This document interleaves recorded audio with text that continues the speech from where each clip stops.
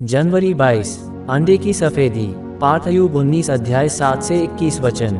चाहे अंजीर के वृक्षों में फूल न लगे और न थानों में गाय बैल हो, तो भी मैं यहोवा के कारण आनंदित और मगन रहूंगा। हबक्कुक 3 अध्याय 17-18 वचन। विलाप करते हुए अय्यूब ने पूछा, क्या अंडे की सफेदी में भी कुछ स्वाद होता है? अय्यूब 6 अध्याय 6 वचन। नहीं, वह स्वादिष्ट नहीं होती लेकिन पौष्टिक होती है। जीवन की परीक्षाएं हमारी विश्वास के माप को दर्शाती हैं। जब हम अपने कर्ता और सिद्ध करने वाले यीशु की ओर से नजरें हटा लेते हैं तो हम समस्याओं से घिर जाते हैं। इब्रानियों 12 अध्याय 1 वचन। जब हम उनमें डूबने लगते हैं तब हम पुकारते हैं और तब परमेश्वर हमसे पूछता है, तुम्हारा विश्वास कहाँ है? कष्ट, परेशानियां यदि सही ढंग से लिए जाए तो हमारा विश्वास दृढ़ होता है। अपने निराशा के शिखर पर अय्यूब जयवंत होकर घोषणा करता है, वह मुझे घात करेगा तो भी मैं उस पर आशा रखूंगा। अय्यूब 13 अध्याय 15 वचन। रिचर्ड वुमब्रेंट 1909 से 2001 और उनकी पत्नी सबीना कम्युनिस्ट जेलों में बिताए अपने 14 वर्षों की यातनाओं के बारे में वर्णन करते हुए कहते हैं कि जेलों में हम धर्म विज्ञान भूल गए लेकिन वहां ईश्वर को सीखा। दुख पीड़ाएं परमेश्वर के अनुग्रह के प्रति आदर बढ़ाती हैं। परमेश्वर ने अय्यूब से उसके भाइयों, परिचितों, रिश्तेदारों, मित्रों, अतिथियों, नौकरों, पत्नी तथा बच्चों सबसे अलग कर दिया।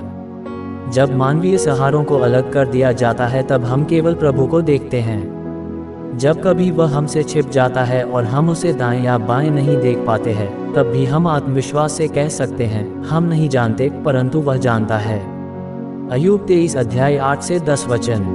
जब हम दुख सहते हैं तब हम वास्तव में जो हमारे आसपास दुख उठा रहे हैं उनकी भावनाओं और मनोव्यथा को समझ पाते हैं। दूसरा कुरिन्थियों 1 अध्याय 4 वचन। परामर्श देना आज एक नीरस सेवकाई बन गई है। अय्यूब ने कहा, बगैर भावना के सलाहकार निकम्मे वैद्य, निकम्मे शांतिदाता और फालतू बकवादी होते हैं। अय्यूब 13 अध्याय 4 वचन, 16 अध्याय 2 वचन, 21 अध्याय 34 वचन। आज के युग में कंप्यूटरीकृत सलाहकार भी मौजूद हैं। हमारी आवश्यकता है चोट खाए हुए चिकित्सकों की। प्रभु यीशु मसीह जो क्रूस पर चढ़ाए गए कितनी अद्भुत रीति से हमारे घावों की देखभाल करते हैं। क्या हमारे पास उसके जैसा कोई शांतिदाता है? संकट काल हमारी सहायता करता है कि जो हमारी आत्मिक शक्तियां सुषुप्त अवस्था में हैं वे बाहर प्रकट हो सके। हम ये कभी नहीं जान पाएंगे कि हम कितना तेज दौड़ते हैं जब तक कोई नाग या पागल कुत्ता हमारे सामने न आ जाए। गहरे जल का अनुभव हमें डुबाने के लिए नहीं वरन हमारे उत्थान का है।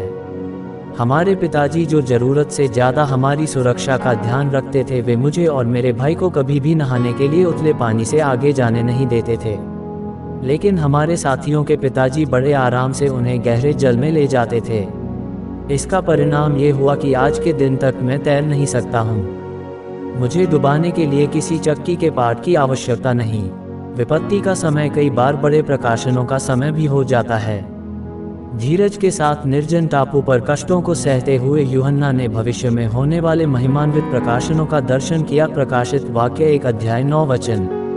और ऐसे ही हर दिन का वचन सुनने और मनन करने के लिए बारली, पावरी, सितारा परिवार को सब्सक्राइब करें और मित्रों को शेयर करें। धन्यवाद।